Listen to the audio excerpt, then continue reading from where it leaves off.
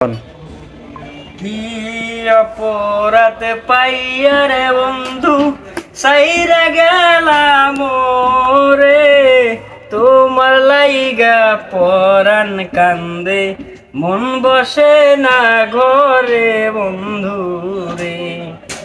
কি অপরাধ পাইয়া রে বন্ধু সাইরা গেলাম রে, তোমার লাইগা পরাণ কান্দে, মন থাকে না ঘরে বন্ধু রে।